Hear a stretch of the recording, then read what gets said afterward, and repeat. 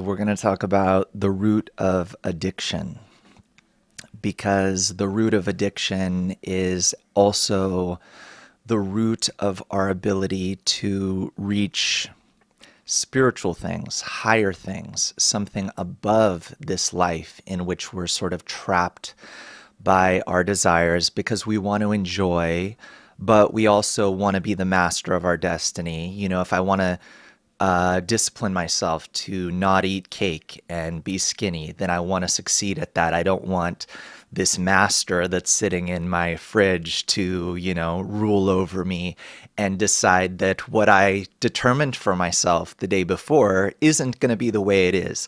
I'm going to follow the cake master. Or if I want to succeed in anything, we see that even the basest desires can become more important. You know, I have a good friend who said he chose his entire career path, which turned out to be a good one because he's self-employed and successful. But he said his entire career path was chosen simply because other jobs got in the way of his weed smoking, priorities. So even the basest desires can end up kind of steering us in a big life direction. And why is that? Well, it's because the root of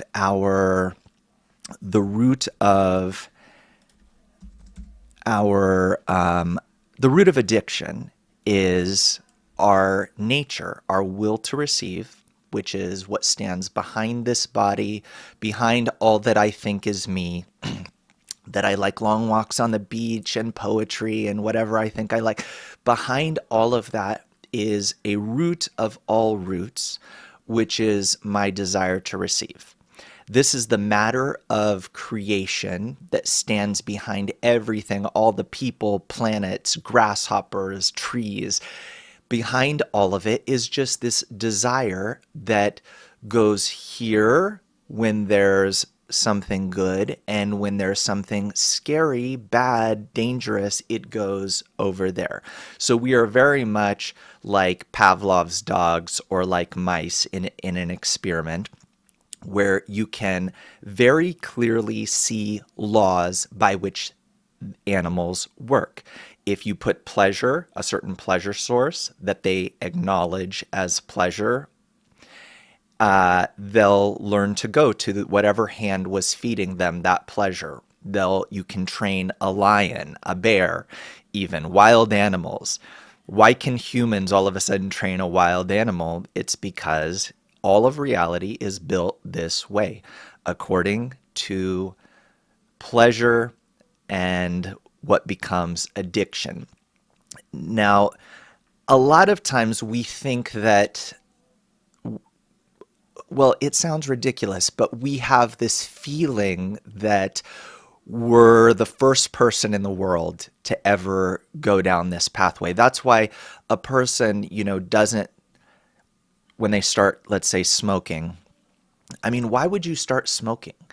Don't you see like other people regretting starting smoking or taking drugs? Well, why do I do this? I do this because I have this visceral feeling that it doesn't matter what my brain tells me about it. My brain, you can tell me whatever logic you want, but I have this feeling like I will be able to overcome this. I can't get addicted to it because just like I'm deciding right now to light up this cigarette, I can later decide that I will not light up a cigarette.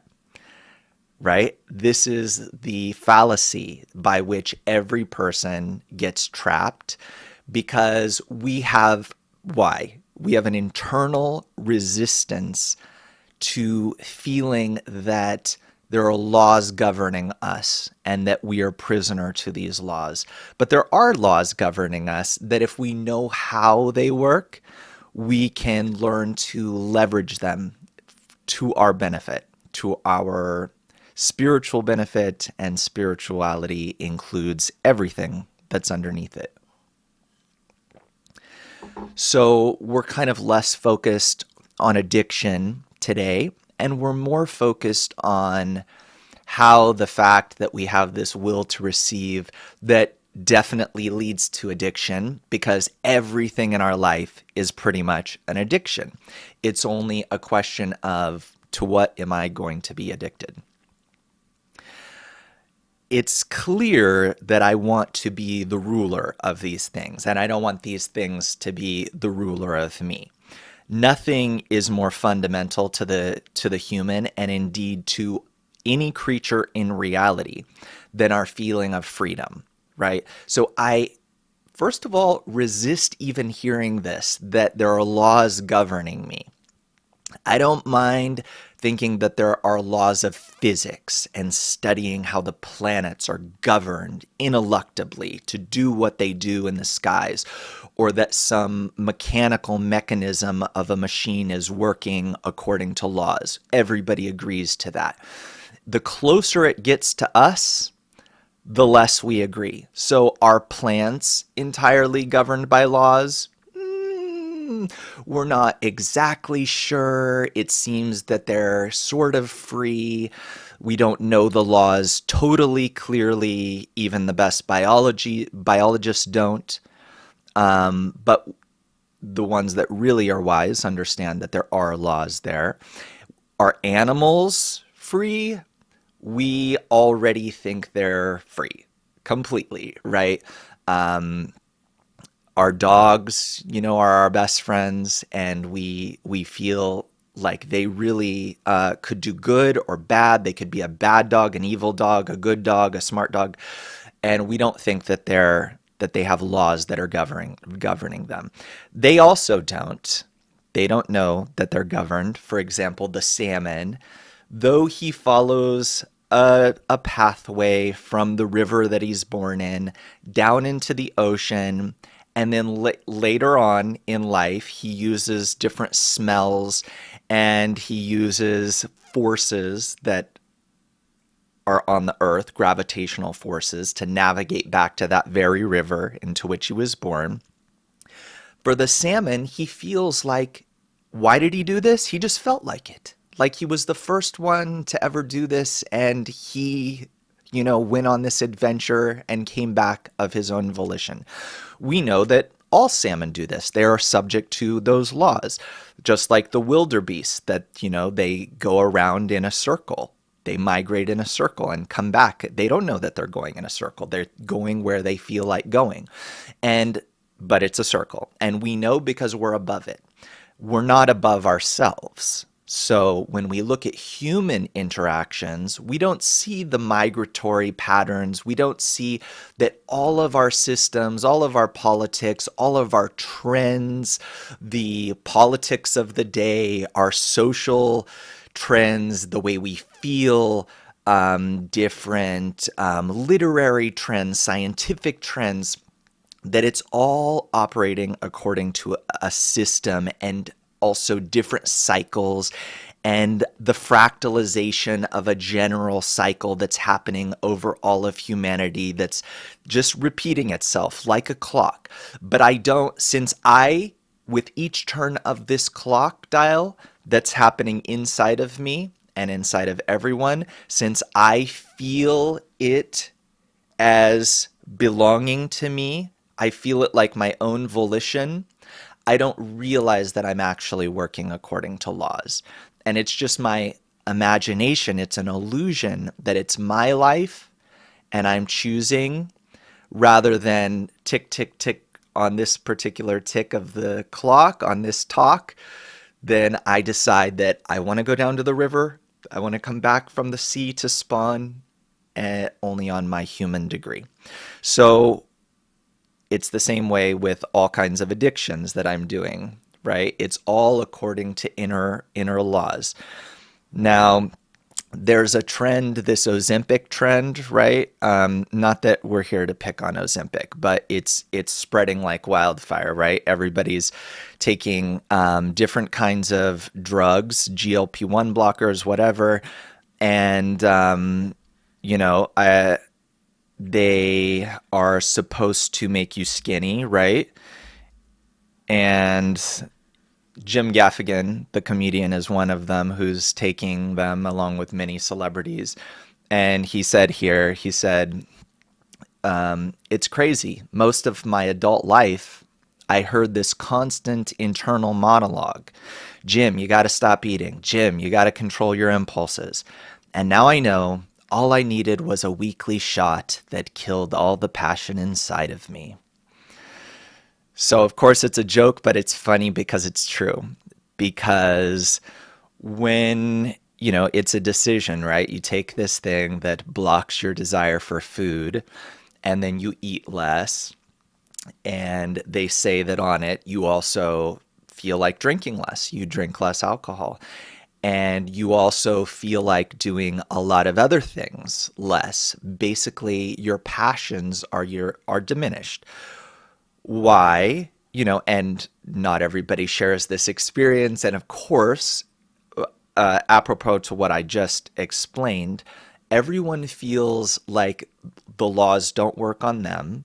And even if you'll show like a study where like everybody's getting depressed from it, I'll think that I'm the exception to this rule, right? I'm not going to get addicted to the cigarette, right? Everyone else is, but not me. I'm in control, right? So, of course, what is happening here with the Ozempic, and we'll see later too, all of the effects that it has, the negative effects. Just like, they used to say that marijuana is like a salad. It's healthy. It's not like cigarettes. It's just fine. It just relaxes you. We use it also as medicine nowadays, and it has no negative effects. And if they do, they're very small.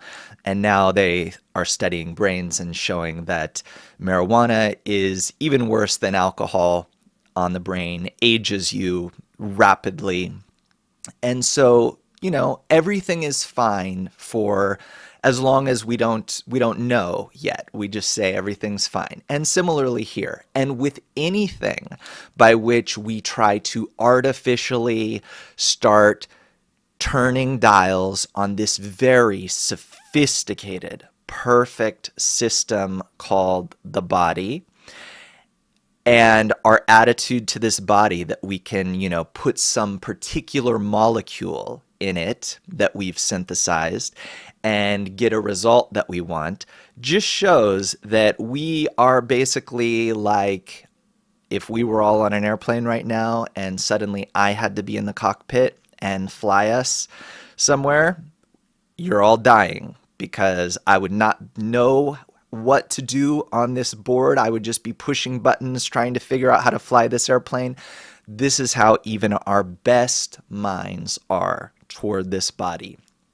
There's a reason why it's written that the doctor has permission to heal, because a doctor really from above is given this kind of agency to help people. But the truth is, what we know about this body is next to nothing relative to what there is to know. So, when some new drug comes out and I try to take it, or some special molecule, I don't know how much I am altering a perfect system, right? It's like there's this symphony, and all of a sudden I go and start playing the kazoo in that symphony. It's going to throw everything off, right? So everything is linked. So if I want to, for example, reduce my how much I eat, it's going to touch everything that's connected to that system and to that desire. And that's why I think it's not just a joke what Jim Gaffigan says here, that, all I needed in order to control my impulses was a weekly shot that killed all the passion inside of me. So that's just, a funny corporeal example. But essentially, everything in our life, and we know there's a problem with things like what I'm showing here, these things, the best things in life are addictive, right? Very addictive. And, we know this now. But And what we want to do now is kind of learn how addiction works, because actually it belies an important law about how we work. And addiction is just the example of this law going out of control, of us losing control of it. And we want to kind of discover, where is there like a middle ground, like a middle line where I don't have to go all the way to the 𝐲𝐿𝐵 extreme, where I'm taking something that basically kills my desire. And there are studies, I didn't want to depress you with all of them, but there are studies, in spite of the popularity of these drugs now, there are studies that show, long-term studies, because this has been a diabetes drug for years and years, that show that it leads often to severe depression, for the reason that 𝐲𝐿𝐵 here alludes to. And there's a better approach. We don't need to diminish our desires or deny ourselves pleasure, but we want to kind of find a middle ground. Okay, I mean, with what I'm showing on the screen, you know, Coke, McDonald's fries, cigarettes, you know, it's clear that these things are made with a very important ingredient: hate.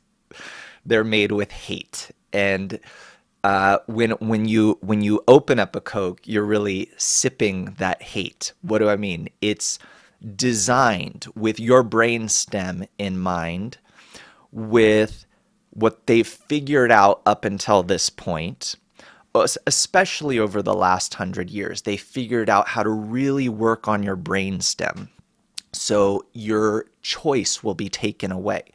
You know, gotcha video games are like this, and video games in general, but they didn't used to be so addictive. We've learned how to make them extremely addictive, to where the person has no choice but to pull out their phone, right? And to click again, and to not leave the app, you know, or to click on the app compulsively, to feel like if I don't have my phone in my pocket right now, I'm incomplete, right? Without this teddy bear, without this blankie that is for adults, this blankie, I just don't feel like me. And so this is just an example of how they're using this inner mechanism that works, that I don't think I'm subject to, but these companies know, and they love that I don't know that I'm subject to laws and that I think I'm free, because you really have a prisoner when the prisoner sits in the prison thinking he's not in prison. He thinks he's free. So they've learned how to use this mechanism. My point is that they do understand. Advertisers for the last 100 years have understood that you don't have free choice. You're subject to laws. How can we learn to use these laws of the person better, so that we can manipulate them and control them? So now let's not think too much about, you know, how evil they are, and think, how can we then be in control of our own destiny, especially our spiritual destiny, because, as I said, it is the highest thing. It includes everything, just as, you know, we rise from the inanimate to the vegetative to the animate to the speaking. And in the human degree, really, you can dominate the whole planet. You're weaker than other parts. You're weaker than a volcano or a lion. But with your brain, you are able to capture, control, and dominate. Similarly, if I can reach a spiritual level, then it's higher than everything else in reality. We think spirituality maybe is like ephemeral, misty, mystical. It's not at all. It's as concrete as the reality the human discovers when that first human rises from the stage of the monkey, and now he's on the human degree. It's just that this leap is much more of a leap. It's much, because it's out of this reality. So if the monkeys came down from the trees, well, they were in the same reality. They were kind of in a different space and started feeling the reality differently, which is not a small thing. It's very, very different how you would feel a symphony versus a snake would feel a symphony, right? Because you have different senses. So when those monkeys came down, they started feeling the reality differently. And when we enter the spiritual degree, it's a concrete reality, but we feel it with new senses, different senses, and we don't feel that we're in the same space. It's bursting out of this world. Okay, so that's what we're actually talking about here, and less just about, corporeal addictions. But in service of that, let's kind of talk about how an addiction works, because it can give us insights into how spirituality works. Why? Because all you really have to work with is the very same mechanism by which you get addicted to Coca-Cola, by which you get addicted to a cigarette. Because with what do you get addicted? You get addicted with your desire. Your brain is a product of your desire. And everything you do with your brain or your heart. And you operate your whole body with your brain. So the root of everything is the desire. Not good if it's being all the time controlled by all kinds of addictions, that I'm sucked into my phone every moment, I'm drinking a Coke, I'm smoking a cigarette, I'm drunk all the time. These things obviously are not a little bit out of balance with our purpose in life. So let's see, how does it work? And if you've ever been addicted to something, then you have insights already into this. So how does it work? Behind what I feel happening, where I feel, we need to start with a new pleasure, first of all, that you're not used to, because the pleasures you're used to don't give you a clear picture of how this works. So let's start with something, let's say a cigarette. Now, anybody who has this nasty habit will tell you that it is so pleasurable. It is really their pleasure of all pleasures in life. It's deeply pleasurable. If a smoker has to go on an airplane, they think of nothing besides the touchdown when they will actually be able to go outside and light this cigarette. It's something that becomes more important than anything else in life. Your friends, what happens to people who are drug addicted, right? It becomes more, you'll screw over your own family. Why? Because you love your family. You still love them. It's not that that love is canceled. It's that this pleasure became so much more important without diminishing the love, right? Without diminishing how much you like a burger, right? But if you're that cigarette addicted person who just got off of a 20-hour flight, you're not gonna go eat a burger when you get off. You're gonna go smoke, then you'll eat a burger. Then you'll call your mom, in that order, right? So you're gonna deal with this addiction first. And what an addiction really is, it's that there's a great pleasure that has become more important than other things. It can become more important than life, right? I know the cigarettes are going to kill me, but I was in Europe recently and I saw in the kiosk there are cigarettes, and on each pack there's no name brands. All it is, they passed laws to where you can't have any kind of advertising. All you see is like bleeding lungs and throats that are like black and cut open. It's to disgust you, to remind you that you're headed towards the grave with this. People still smoke. So it's more important than life that I smoke this cigarette, right? And so, but how does it get so important? Because when every person who picked up that first cigarette, they were convinced that the entire world can get addicted to this, but not me. I'm in control. I can't get addicted. And that's to every single thing, right? The first time you have alcohol, not good. The first time I haven't done so, but I heard a description of smoking crack, right? The first time anything you do, the first time that is a true, deep, strong pleasure, it starts out not good. That's interesting and instructive, because it's going to be instructive when you want to attain spirituality. I'll tell you why in a minute. And it's because of this law. The light makes the vessel. So to enjoy something, you need a vessel. And you don't have a vessel for every kind of pleasure. What you have, what you start with, because the range of things that you'll be able to enjoy in your life is predefined.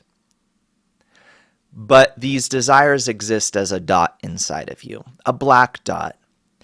And like I have depicted here on the screen. And a dot, a point, has no volume. So it's a root of sorts, but it's not yet a tree, right? It's just the seed for it. Now, you can create different desires, meaning not create them, but awaken them, open them like a seed opens into a tree. And this is the corporeal instantiation of this principle that is above this world, that is guiding this world, that is called the light makes the vessel. And so that's why, as you take this first pull of the cigarette, at first, it's actually disgusting. You want to start smoking, you got to be real committed to it. You know, you have to do it a few times with disgust. You're practically choking. It's repugnant. And to get addicted to this, you can't even imagine how you could get addicted to this. It's so disgusting that with each drag of the cigarette, you're certain that everyone who's addicted to this has some mental defect and that you certainly don't have, and it will never happen to you. Well, the more that you feel that way about the pleasure, the more addicted you're going to be. And so what happens here is that why would that be the case? It's because of the principle that there is no better prisoner than one who believes he's free while in prison. You know, a great government is one where you convince people that you're free people, and, you know, you get to decide, you know, which of the two candidates that I, behind the scenes, decided for you to decide from. So the best thing is one who thinks that they're free. And that's why the person who viscerally feels that this cigarette is disgusting has no idea what's coming to them, because they think that they're free, can't be addicted, and thus might, you know, say, sure, I'll have another cigarette. Sure, socially, I'll have another cigarette. I'll have another drink. And then this is how it happens. With drugs, the same way. You can't even imagine how someone, I haven't actually tried, but you can't imagine how somebody will get addicted to cocaine the first time. I've interviewed people who have been addicted to cocaine, to heroin, different opiates. It's all the same, because it operates according to laws. And the people don't know that they operate according to laws. Like we said, you can't convince them that they are not going to be free in the future, that this disgusting, you know, it would be like if the most disgusting person in the world came to you and I tell you, you're going to fall madly in love with them. You will laugh in my face. Well, you're going to fall madly in love with these cigarettes. Why? Because the light makes the vessel. So the light comes. We just use light as a general term for pleasure because we are surrounded by the upper light. It fills all of reality.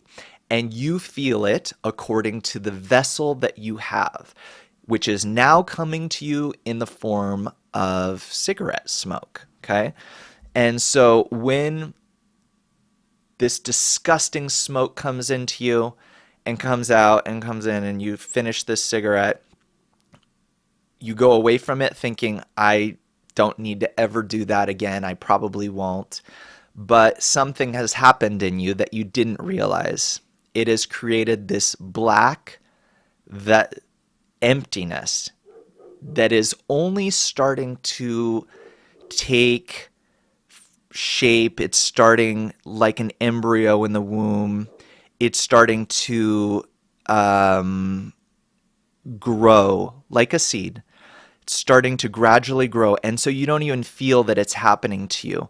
But as you're away from the cigarette, you'll find that you have a slightly, kind of have a little taste for it. You kind of, and then the next time you want to, there's a cigarette available, you end up having it. And then the next time, and it could be 5 times later. These aren't absolute because it depends on the thing. It depends on the person. But be sure that this is how this law works.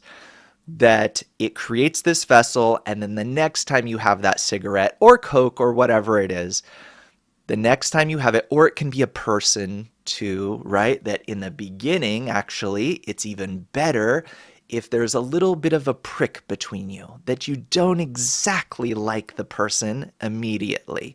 There's some antagonism there. That's even better.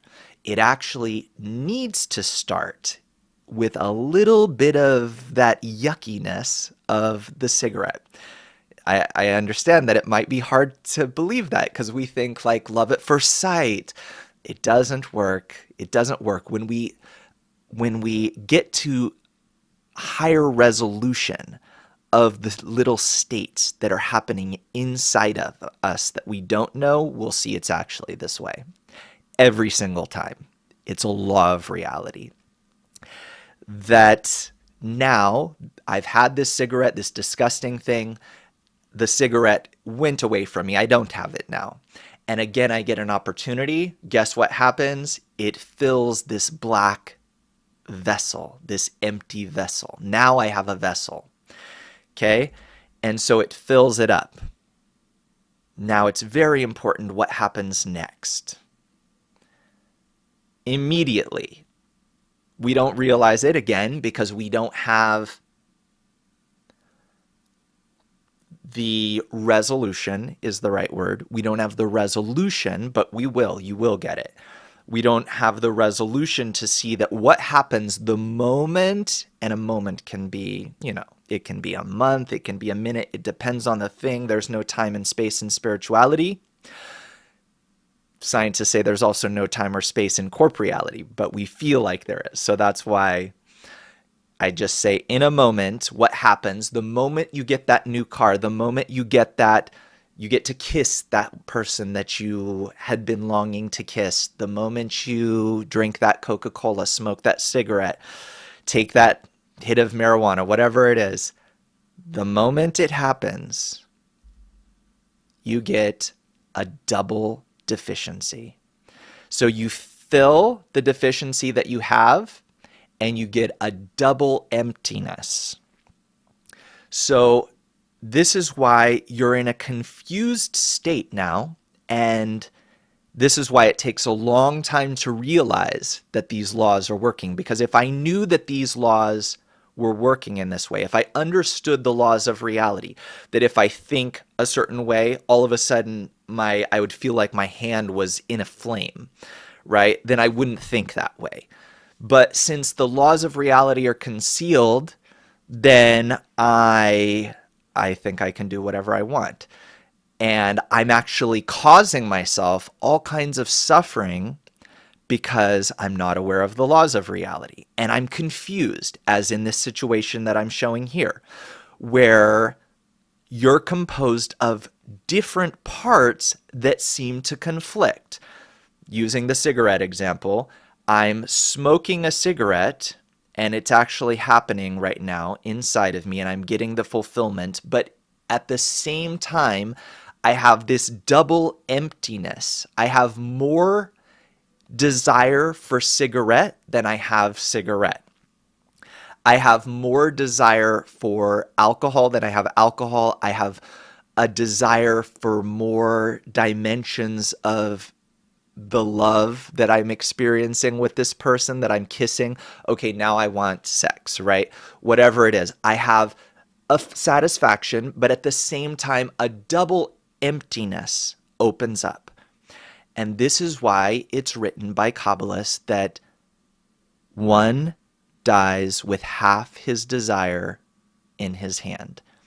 So in the best case scenario, I fill up halfway, but the moment I filled up, I have a double emptiness. This is not good. This means that no matter what I do, I'll always be dissatisfied if I don't have what is called, meaning if I receive like this, pleasures, and I don't have what's called the wisdom of reception. In Hebrew, Kabbalah. The wisdom of how to receive. The wisdom of Kabbalah. But let's continue. So what happens next? Now I need to fill this deficiency, this double deficiency that I got. So this is why Kabbalists also write, one who has 100 wants 200. One who has 200 wants 400. So I have students also in corporeality that are young adults. I have a student that, all he talked about was he was going to buy himself a motorcycle.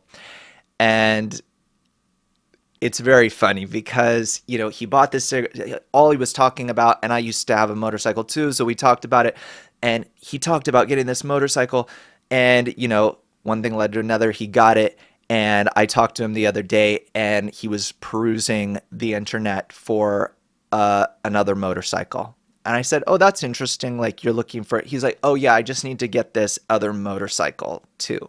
So he literally doubled his desire. His singular motorcycle that he thought, of course, like we always think, if I just do this one thing, that's it. I'll be satisfied. I mean, that's all I need. And then everything works out. The moment you get that thing, at least he's aware of it, right? Because usually what happens is I don't realize that the moment I got it, I already have it. It doesn't give me pleasure now. And of course, a person will never admit this. He'll never admit that the one motorcycle isn't giving his pleasure, and that's why he's looking for a second one. It's a way that our ego tricks us into what? What does it actually want? It wants me, its design is to cause me to go from one pleasure until another, until my foot is in the grave, and then I'm all the way in the grave. And that, as Kabbalists say, I die with half my pleasures in my hand. So I'm never satisfied. I'm on a constant pleasure chase, and then I die, and then I come back and do the same thing again. And then a cycle of lifetimes gradually leads me to where I say, no, I need to step back from this, and I need a new protocol. Okay, so let's go a little further. What happens once I get that second motorcycle? Well, maybe I learned my lesson, or maybe I don't. Maybe I need now a third motorcycle. It can absolutely happen that way, where I just need a third motorcycle. And so I go and I want the pleasure to come to me, and it fills me up, and you know what's going to happen? I'm going to want a fourth motorcycle. It's not everybody. It's not that everybody stays on one level, though, right? We do get smarter in relation to the matrix of levels of desire. So, for example, this student of mine will probably, after the second motorcycle, there are people like Jerry Seinfeld, right, that have, or Jay Leno, that just have a garage full of like 100 cars, right? But probably this kid, given his means, because our desire also doesn't let me want something that for sure I can't have.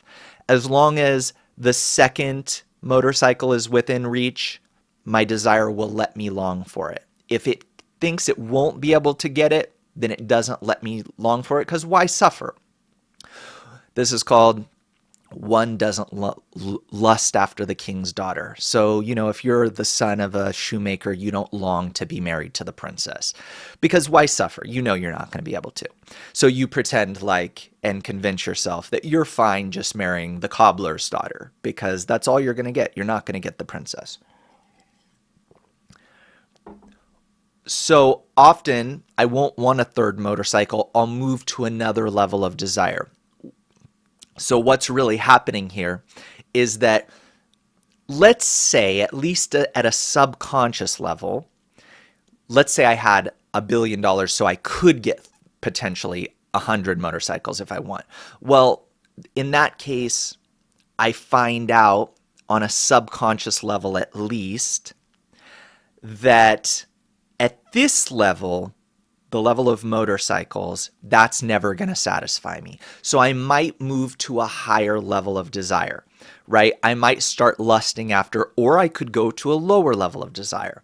Since motorcycles aren't satisfying me, I might say, you know what?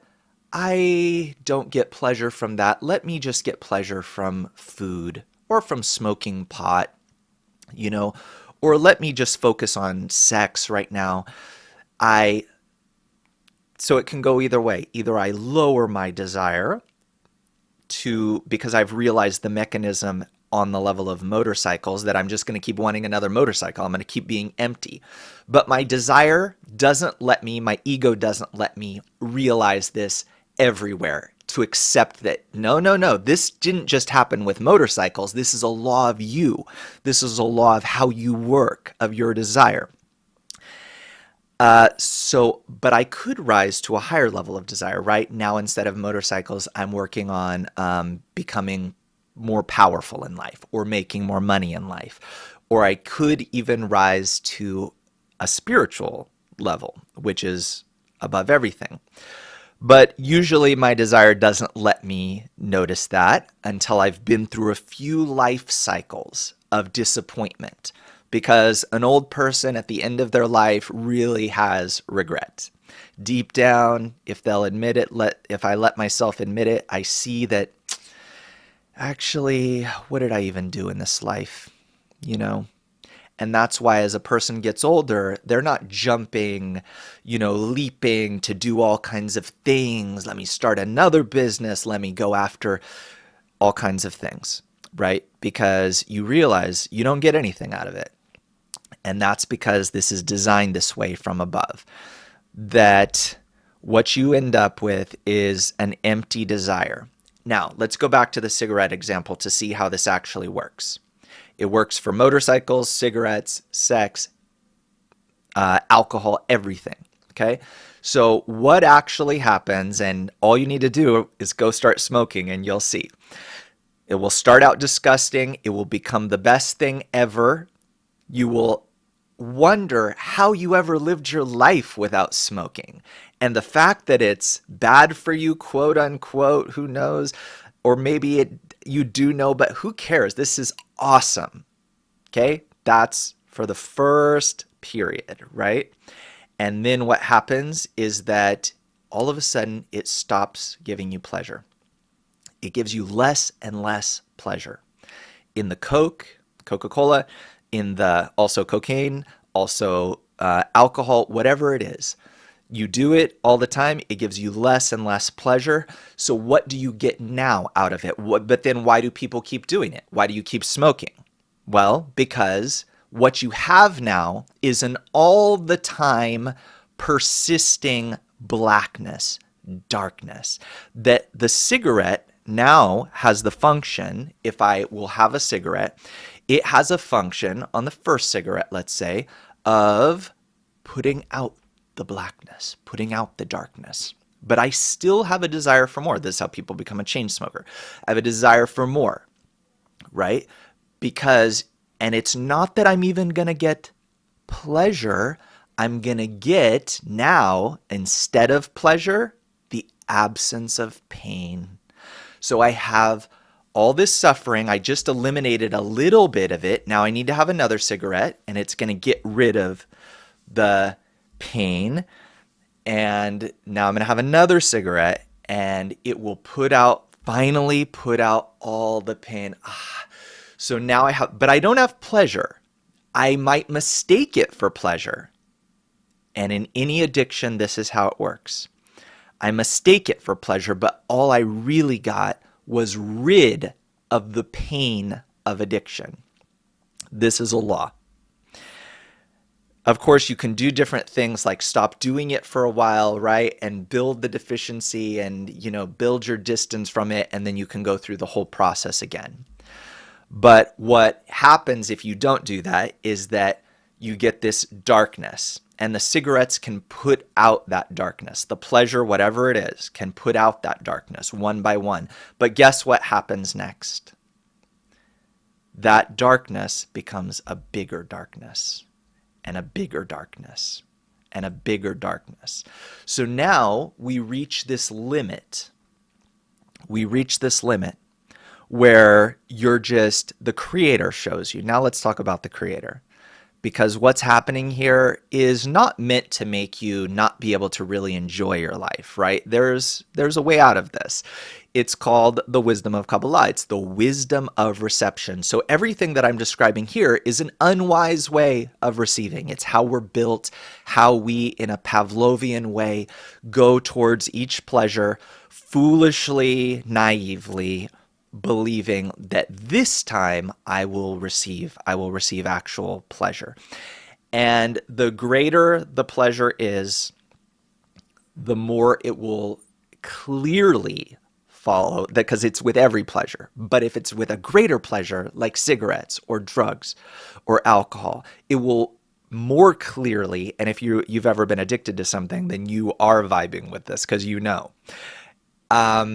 it will more clearly follow these exact steps, these exact rules, laws, that first you'll be disgusted by it, then you will have a deficiency for it that you didn't even realize is forming, that will gradually grow, and then you'll need to fill it, and then your desire grows and grows and grows for it, and then this becomes the greatest thing for you in life. And you could have a few things about which you feel this way. So you get through your day by, first of all, you start with, your coffee and then your cigarette or whatever it is.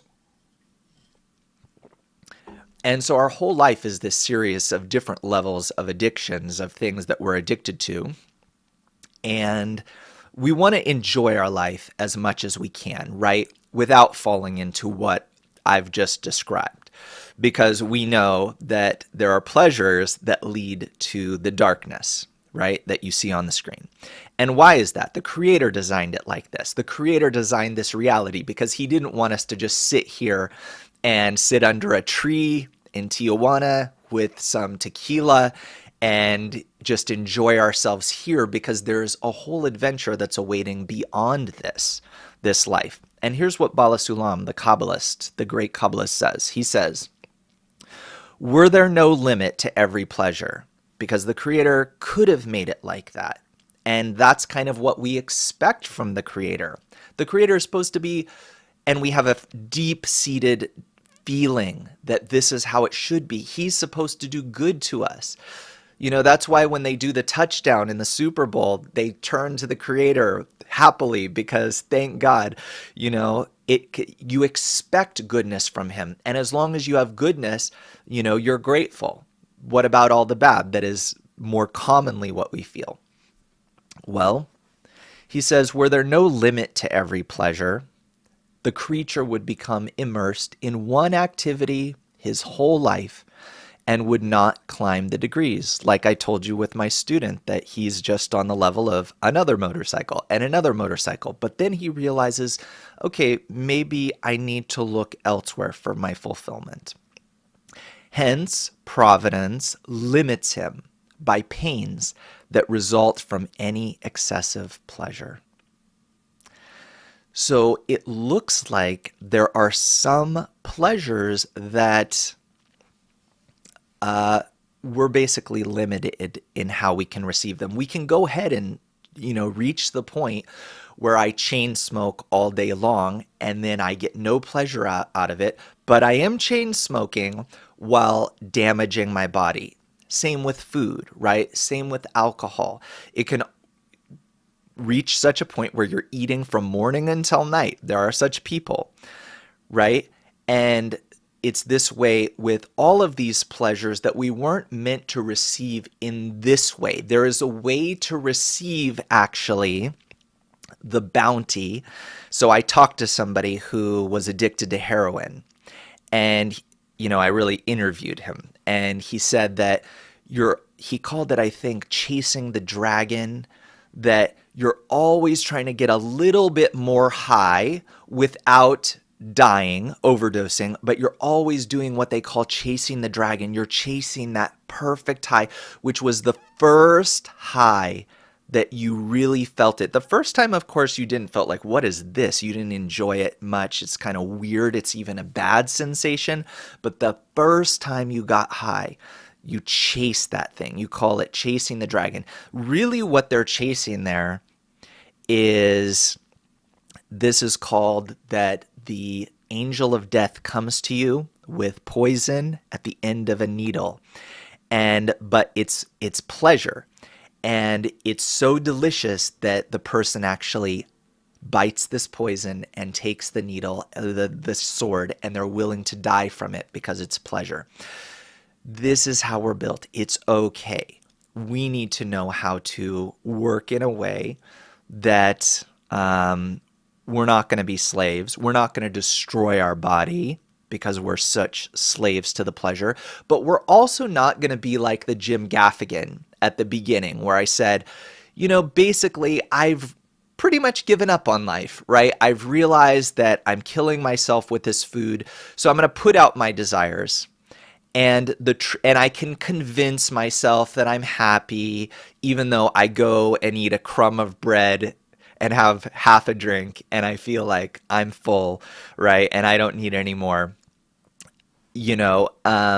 but we don't want to go to that extreme either. So we don't want to go to a Dionysian gluttony, and, which just leads to sadness. That's the thing. It's like, even if you don't die from it, it leads to darkness. So it's evil, just in that it's evil to me. It's bad for me. And we also don't want to go to the other Ozempic extreme, where I'm living my life, but kind of not really. Like, it's kind of a sad, medium, mid kind of existence. So what's the solution? Let's see a little bit more what the Kabbalist says here. When one is insufficiently developed, one cannot wait for the payment very long. Because we need to talk about the wisdom of Kabbalah, the wisdom of reception. How do I receive? Well, I need to know how to receive. There's a way to receive and a way not to receive. Now, we know from our lives that, sometimes we make a decision. Maybe I would like to start my day with a bottle of vodka, but we decide that for the overall higher goal of my life, that might not be the best thing, right? So in a sense, I exercise my ability to wait ultimately for a greater pleasure. And this is actually the modus operandi of spirituality, meaning knowing how to wait for when the pleasure that is coming to me can be used in the direction of spirituality, until all of reality gets used in the direction of spirituality. But there's an order to it, and I need to learn that order. And that's the wisdom of Kabbalah. Learning that order, but also learning the inner strength. I'm lacking the words, but because we don't have words in our world for this, because we never do this. That's the thing. We have never done this. We have only done what is called exchanging a cow for a donkey, meaning it's still an animal, right? It's just a different animal. So since I want to become a doctor, I decide not to go party all throughout college, right? But that's because you losers are going to be, sweeping my floors while I'm, head of the hospital or something. So we take a bigger pleasure in exchange for a smaller pleasure. But here we're talking about using everything in our life, not denying ourselves, a la the Ozempic example, not denying ourselves, but knowing in which order and with which pleasures can I come closer to the spiritual goal. So Bala Sulam says,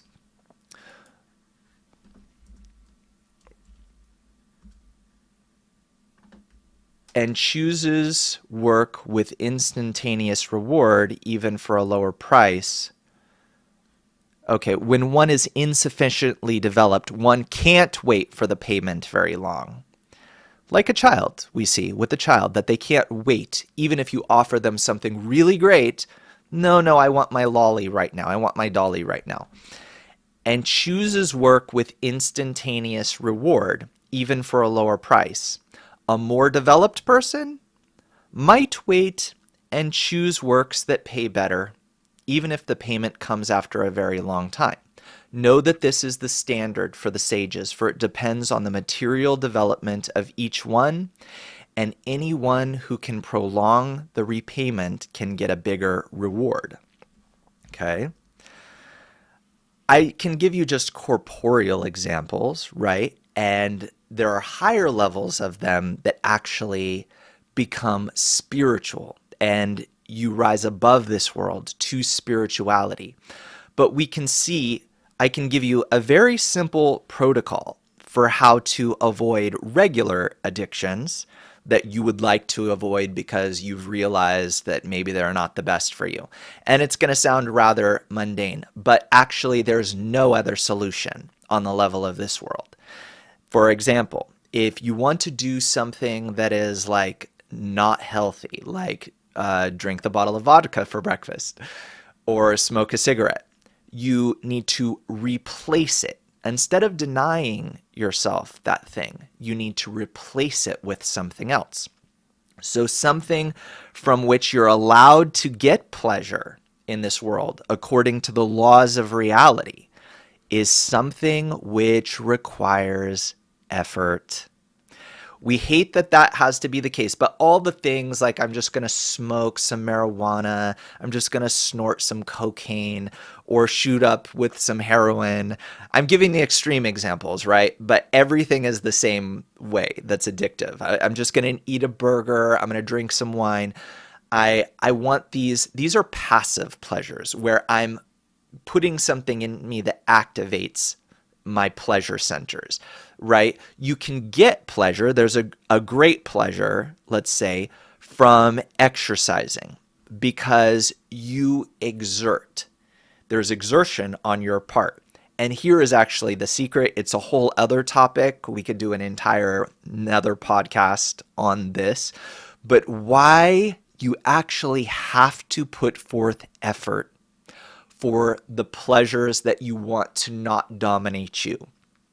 If you didn't put forth effort, then there's a whole different protocol by which you need to receive them. Okay? So all those passive pleasures, there's one protocol for that. The pleasures, let's say, for exercise, that's a different protocol. You can actually receive upliftment, invigoration, jubilation from this. Why? Because it's in balance with nature. Why is it in balance? Because it cost you effort. And every single thing is like this. Every single kind of pleasure that you can enjoy again and again and again. And it can even be an addiction, and this is still an addiction because we are that Pavlovian dog or mouse where there is pleasure, we want to go again. But it doesn't work the same way when we have to exert, when we have to put forth efforts. Now, the important principle here is that if you want to do something differently, you can't do it from absence, from self-denial, from self-abnegation. You have to do it by filling those same airwaves that were filled by smoking, drinking, whatever it was that you wish you didn't do. You have to fill it with something positive, something more important. So you have to build the importance. Now, the end of this story is that we need to build the importance for something that is above this entire world, that is above everything, for something spiritual, because the spiritual swallows everything else. It's actually the button that you push that just cancels all of the other problems we just talked about. Like the person that, will step on his own family for the drug that he's addicted to. Spirituality is also a drug, because it's the greatest pleasure that can exist, but it's a healthy one. Why? Because it works like the image that I showed you, that you actually have to exert for it. It doesn't appear in you. You can't take a pill for it. You have to put forth effort, and through this effort, exactly to the extent of this effort, the true spiritual life, the life and light that fills you up and fills all the spaces in a special way that is designed by the Creator himself, designed in creation, that in this way you can receive. You can receive endlessly, you can receive boundlessly, and this is the method of Kabbalah. So thanks for joining us, and we'll see you next time. And if you're joining us on the special broadcast for KabBU students, I'll see you in the Zoom in just a minute.